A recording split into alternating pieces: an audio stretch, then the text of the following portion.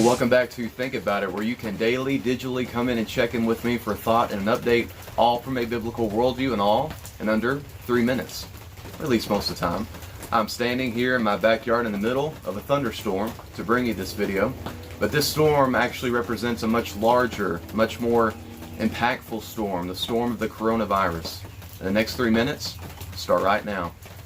The United States has now officially passed Italy in terms of the number of deaths from the coronavirus, with now over 20,000. You see, for several days, it seemed the whole world was watching Italy to try to figure out what they may be experiencing themselves. And it seemed as many in the United States sought to avoid all the outcomes of Italy as best as they could. But a recently released story demonstrates to us that there is something we can learn here that came from Italy, something that we should want too. Dr. Julian Urban, a medical doctor in Lombardy, Italy, saw personally the devastating nightmare of the crisis. And what started as a demanding task of just providing care for dozens soon quickly escalated into hundreds. And in describing the impossible situation that he and his colleagues faced, he said, "We quickly became more than doctors. We became sorters of those who would live and those who had to be sent home to die." You see, Dr. Urban and the entire staff of doctors were so overwhelmed and so exhausted, but they soon faced something that was equally shocking.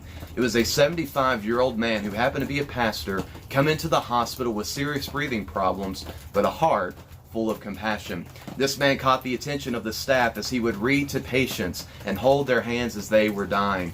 And he would pass away just some days later too, but it would be his testimony of peace that would go on and comfort and convict these exhausted doctors. Dr. Urban said that despite having over 120 deaths in 3 weeks in his facility, we were not destroyed. The pastor managed, despite his condition and our difficulties, to give us a peace that we no longer thought was possible, that we no longer hoped to find.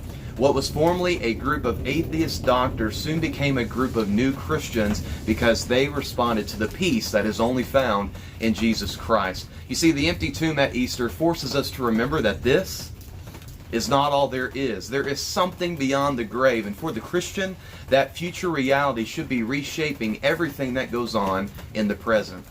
You see, God used that man in his dying days because I fully believe he understood Jesus' words in John chapter 11. In John 11:25, Jesus told Martha as she is weeping for her brother, "I am the resurrection and the life, and he who believes in me will live even if he dies." And responding to that truth brings about a peace that cannot be destroyed. You see, at Christmas, God used a choir of angels to announce peace on earth. But now after Easter, Jesus uses his disciples to share the peace in us. So this Easter, live in peace, not just for the sake of yourself, but for the sake of all those in your sphere of influence. And it seems to me that if God can use a dying man in the last days of his life, a 75-year-old man, then he can certainly use you and me when we know and respond to the reality of his peace. Think about it.